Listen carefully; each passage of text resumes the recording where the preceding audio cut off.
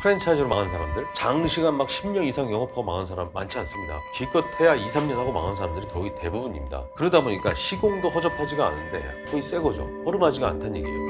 네, 안녕하세요. 청필주입니다. 오늘 말씀드릴 주제는 초보 창업자들에게 프랜차이즈 가맹점 망한 곳 인수하라고 하는 이유라고 지어봤습니다. 실제로 청필에서는 계속해서 초보 창업자분들이 찾아오시고 그분들을 최대한으로 리스크 적게 창업을 시켜주는 그런 일들을 계속해서 하고 있는데, 이 부분에 대해서 좀 말씀을 좀 드려야 될 것 같아서 한번 좀 얘기를 해보려고 합니다. 지금 두 개 매장을 보면은 공교롭게도 둘 다 탕집인데, 하나는 순댓국집 망한 자리고 하나는 설렁탕집 망한 자리입니다. 재밌는 거는 망했다고 제가 표현을 했지만 인수 당시에 이게 폭망도 아니고 평균 매출이 대략 2천만 원대 정도로 망한 가게예요. 2천만 원대면은 대충 점심때도 좀 돌아가는 것 같고 저녁 때도 대충 뭐 반 바퀴 정도는 도는 그 정도 느낌. 근데 여기가 왜 망했냐, 이걸 좀 봐야 되는데, 첫 번째는요, 프랜차이즈의 높은 원가, 두 번째는 기대 매출에 걸맞는 인건비, 세 번째는 공실로 들어간 집들이 많아요. 이 역시 똑같았는데, 공실로 들어가게 되면 결국 임대료라는 건 분양자, 가게의 주인의 임대 수익률, 거기에 맞춘 임대료이기 때문에 좀 높은 경우들이 많죠. 특히 프랜차이즈는 권리금 주다가는 시설비 감당 못하니까 막 무권리 들어가는 사람도 많으니까. 네 번째는 매출이 좀 떨어지면 또 배달해라 해서 배달까지 또 다 하는 매장들이에요. 좀 더 수수료 나가죠. 이러다 보니까 안 남는 거예요. 그 공식으로 안 남게 되는 겁니다. 첫 번째, 프랜차이즈 본사 원가는 높아요. 대충 40%그 이상 하는데 수두룩하고, 그 얘기는 본사 원가가 있을 겁니다. 본사가 매입하는 원가가. 거기다 본사 이윤이 붙죠. 거기에 합쳐가지고 다시 가맹점으로 보내야 되니까 물류 유통비가 들어갑니다. 그리고 가맹점이 따로 스스로 사야 되는 그런 사입비도 들고요. 이거 합해지면 40%가 넘어가는 겁니다. 두 번째는 프랜차이즈 본사가 과연 오픈할 때 기대 매출을 2천만 원 팔 수 있습니다. 2천만 원이 맥스입니다. 3천만 원이 목표예요. 이런 얘기 하던가요? 대충 그 이상, 훨씬 이상 파는 거를 목표로 합니다. 그러면 순댓국이나 설렁탕을 하더라도 그 매출에 걸맞는 공정별로 인원이 들어가요. 주방 셋, 홀 둘. 매출이 높든 낮든 기본적으로 공정별로 인원이 들어가기 때문에 매출이 낮아지게 되면 사실상 인건비 효율이 확 떨어지는 거죠. 7, 8천 파는 매장하고 2천만 원 파는 매장하고 공정은 똑같은 거예요. 주방 동선, 홀 동선 다 똑같이, 매출 낮은 데는 주방 동선이 틀리고 홀 동선 틀리니까 다 똑같은 거지. 그래서 인건비가 기본적으로 기대 매출에 맞춰서 올라갑니다. 세 번째는 분양 수율에 맞추는 임대료인데, 프랜차이즈 본사들은 보통 초보 창업자들한테 무권리 공시를 권합니다. 왜냐하면 초보들은 돈이 없어가지고 권리금을 줄 여력이 없거든요. 그러면은 지금 운영을 하지 않는 새 건물 공시를 추천해요. 왜냐하면 인테리어를 또 해야 되기 때문이에요. 본사 입장에서. 본사가 인테리어를 안 할 수가 없어요. 인테리어를 뭐 통일성 있게 하는 것도 중요하지만 개설 수익도 중요한 거고, 운영 동선이 어느 정도 통일을 시켜야 되니까 인테리어는 꼭 해야 됩니다. 근데 그 무권리 공실들의 그 임대료는 초창기 분양 수익률에 맞춰져 있는 경우가 대부분이죠. 예를 들면 10억 예산 분양 건물이 있으면은 4%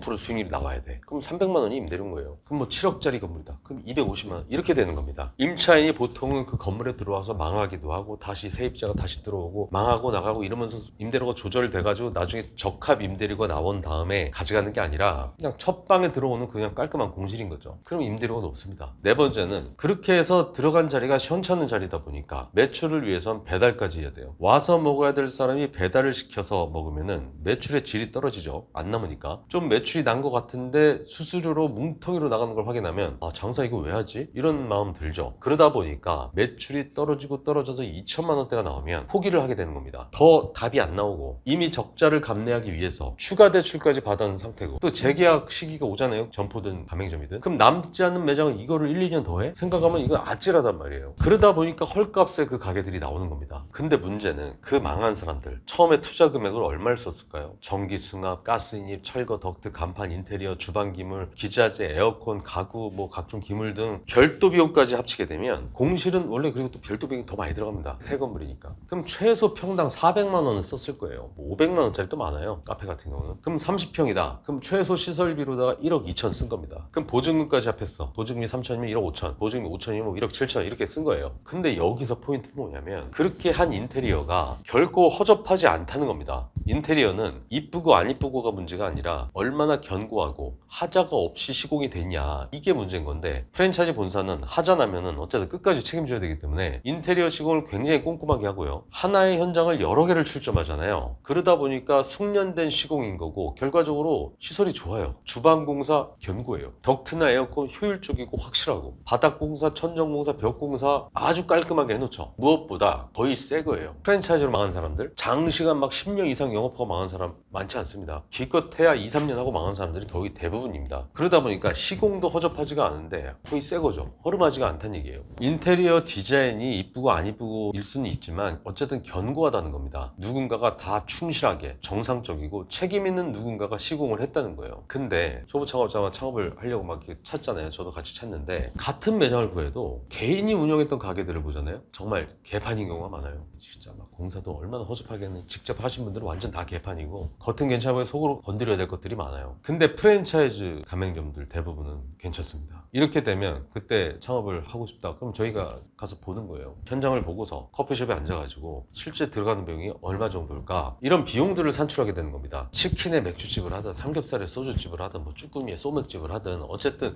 기본적으로 들어가야 되는 돈은 디자인물이나 기획이 달라지는 거지 들어간 돈들은 다 얼추 비슷하기 때문에 점포 계약하기 전에 얼마가 들어가는지를 한번 따져보는 거죠. 그러면 놀랍게도 다른 개인 매장들보다 살릴 것들이 더 많고 퀄리티가 나쁘지가 않아서 큰 비용을 안 들이고 할 수 있는 견적들이 나오게 되는 건데, 그 전 주인이 망한 게 안타까운 건 안타까운 거고, 순수 투자금적인 면에서 새로 창업하는 초보 창업자들한테는 정말 해피한 경우가 많은데, 처음 겪는 초보 창업자들은 창풀에서 어떻게 이렇게 해주는 게 얼마나 딴 데서 해주는지 모르겠지만 어쨌든 처음이다 보니까 눈탱이 맞아본 기억은 없잖아요. 그러다 보니까 창풀에서 오픈하시는 분들은 다 이런가 보다 뭐 이렇게 하면서 감동이 좀 적긴 하지만, 실제로 프랜차이즈를 한번 해봤거나 다른 곳에서 뭔가 해가지고 실패를 한번 경험했던 사람들, 그렇게 자신의 매장을 꾸며보고 오픈하고 장사를 했던 사람들은 이렇게 창풀에서 견적 내주게 되면 정말 엄청 황당해하면서 이런 결과를 내주었다는 거에 진짜 감사함을 느끼시죠. 현장에서 실제 들어간 비용에 대한 얘기를 해주고요. 이렇게 만들기 위한 실제 팀원들의 시간이 들어가는 기획 비용과 전수 비용이 들어갈 수도 있고, 이런 식으로 소프트웨어 비용까지 듣게 되면 실제 프랜차이즈를 창업하는 비용의 반의 반, 그 정도 비용으로다가도 내 가게가 완성될 수가 있는 겁니다. 그렇게 해서 만든 가게들은 대충 이런 식인 건데, 그러다 보니까 맨날 제가 상담하면서 하는 얘기가 초보 창업자분들한테 그냥 다른 거 구하기 좀 힘들면 프랜차이즈 망한 자리 하세요. 프랜차이즈 본사도 다 생각이 있으니까 그걸 집어넣었을 겁니다. 그리고 거기에 생각 있게 들어간 다음에 생각 있게 꾸몄을 겁니다. 돈은 돈대로 다 쓰셨을 거고, 그러니까 그런 걸 구해오는 게 돈 안 들이고 할 수가 있습니다. 이런 얘기를 하게 되는 겁니다. 물론 그렇게 열심히 하셨지만 안 된 분들에게는 죄송한 얘기지만, 지금 새로 시작하는 사람들은 어쨌든 최소 비용으로 좀 하게끔 하는 게 이게 또 좋은 일 아니겠습니까? 어쨌든 그런 식으로다가 할 수 있는 방법이 있으니까 앞으로 초보 창업자로서 첫 창업을 하신다면은 차라리 프랜차이즈 망한 자리 고르셔가지고 그걸로 다 좀 리모델링 하셔가지고 첫 창업은 조금 미약하더라도 투자금 적게, 리스크 적게, 매출이 작더라도 사람을 좀 적게 써서 그렇게 생존할 수 있는 방법을 찾으셨으면 좋겠습니다. 이상 창풀직이었습니다.